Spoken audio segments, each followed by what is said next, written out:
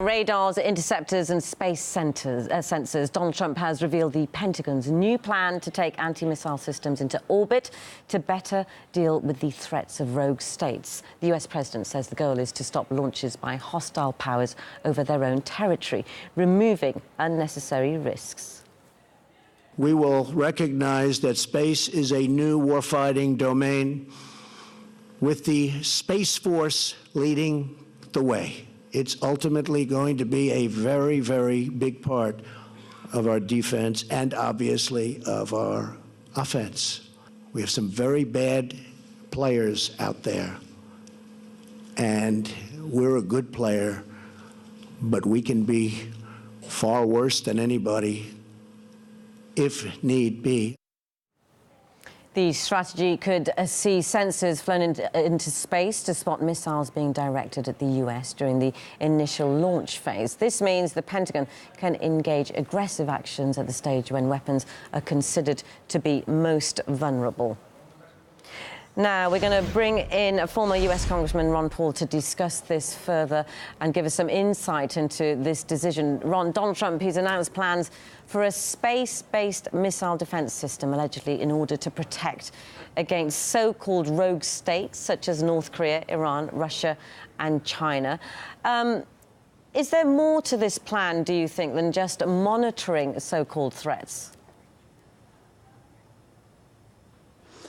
Well, I think the biggest issue here is somebody's going to make a lot of money on it. It reminds me of Star Wars a few years back that never really developed, but people got excited about it.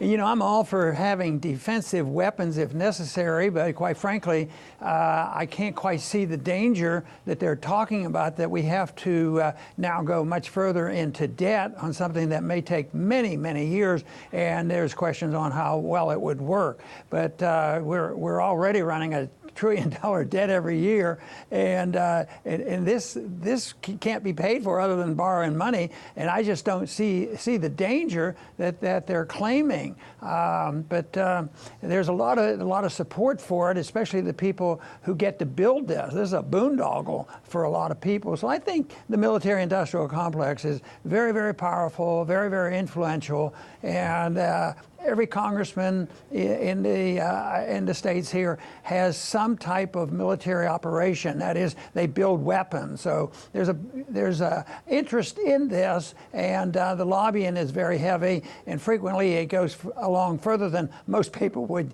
guess that it should. Ron, I mean, what's interesting about this is, it's almost creating a third layer. Some might deem that an unnecessary layer of defense. Why, apart from the fact that they've said, to monitor rogue nations, why do you think that this is a necessary system for the world? Because obviously if they start to create a space defense system, aren't other countries going to feel the need to do the same too? And we've already got nuclear weapons. Yeah, and that sort of is what's been going on to some degree. It reminds me, of course, the Cold War. And, of course, one thing that annoyed me a bit, was afraid that we were moving in this direction, is when we in the West, the United States, didn't uphold their agreement that we wouldn't push NATO to the borders of Russia, and yet that has happened. So then when there's a retaliation for us getting too close, then we yell and scream. So it goes back and forth, and anytime there's an accusation, like, oh yeah, there's a weapon out there faster and more damaging, and we're not protected against these really, really fast missiles. I don't think we should ignore those kind of stories, but should you go to the point of committing to a program that is going to cost probably trillions of dollars, and then there's the question of it. Right now they're struggling in Congress to decide whether or not they can get $5 billion for a fence, and they're having some trouble there. But it seems like the money they spend in the military-industrial complex never gets the same scrutiny as some of these political issues do. Yeah, I mean, if we could look again, the rogue states statement there, and they've mentioned, obviously, Iran, Russia, North Korea and China. How do you think those countries are going to react to this? Well, I know how they would like to react, and that, of course, is increasing their militarism that they have. But it can't keep going forever. Something obviously happens, but they're not going to stand by and ignore it. Every country, I think, thinks about their national defense. So often, though, these arguments get carried away, to the point where both sides are, upbetting the other side, building more and more.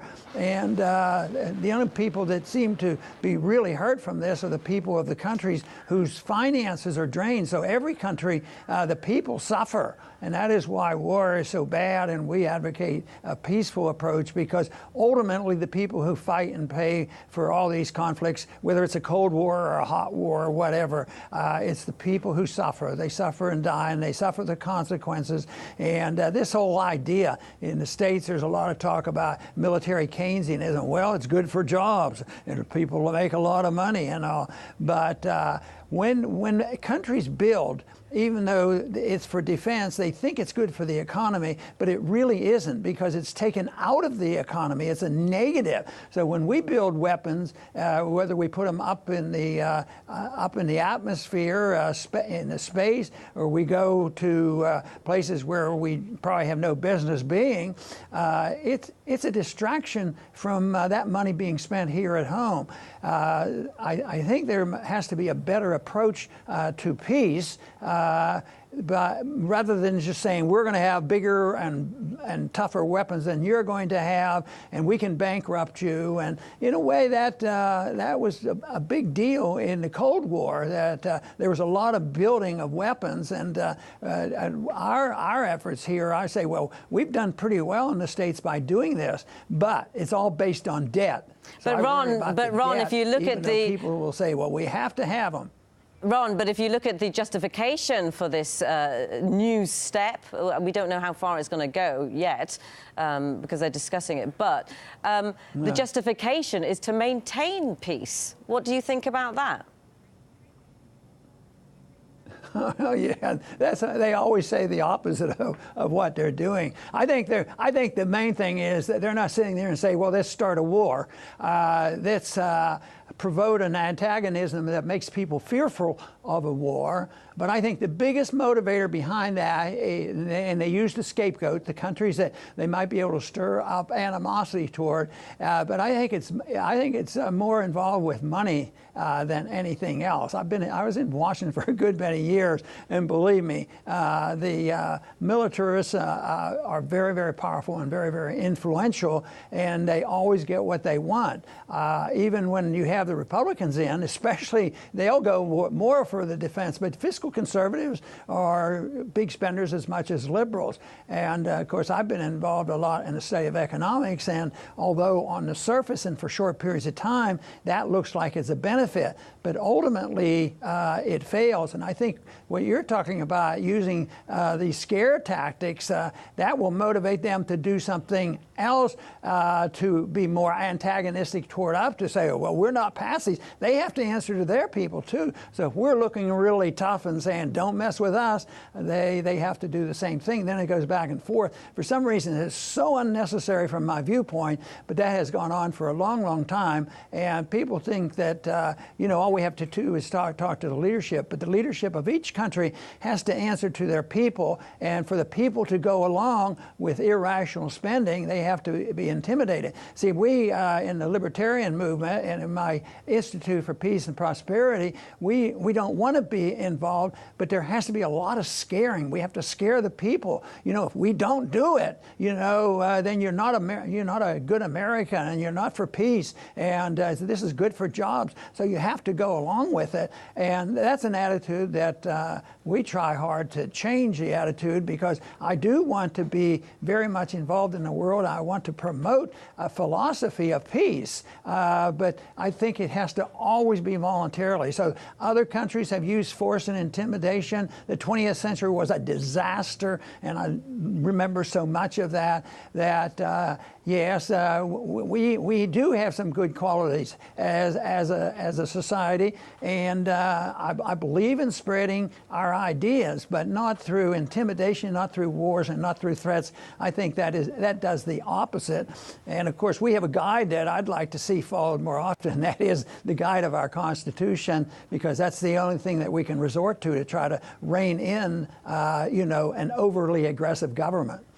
Ron, you talking about, you mentioned that leaders, should be answering to their people, and if the international community are watching this rather confused, because we've seen an awful lot of contradictions, haven't we, in behaviour, and specifically North Korea has been mentioned as one of those rogue states, and but Washington has been praising improved ties.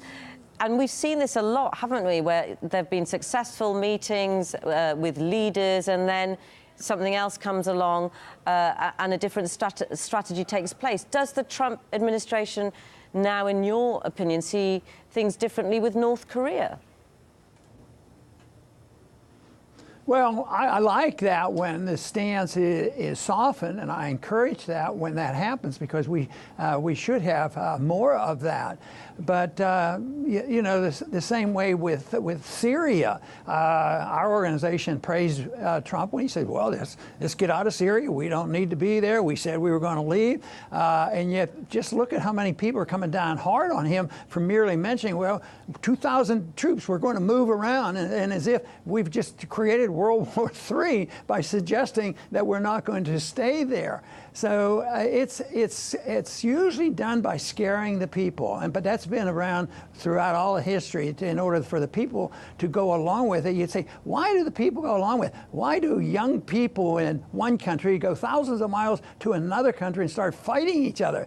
They don't. This is not a natural hate, but there's a natural animosity when the governments, the politicians, and the profiteers, they get involved, and then they get control of the propaganda. And this is true in just about any nation. The propaganda machine to support these views, very, very dangerous. And that's why I had always been hopeful that we could get our message out on the internet and try to explain to people that there's another option. There's such a thing as voluntarism, and work toward peace rather than threats and intimidation. OK, we're going to leave it there, Ron. We could talk for ages, couldn't we? That was Ron Paul, former US Congressman. Thank you so much for coming onto the programme and airing your thoughts.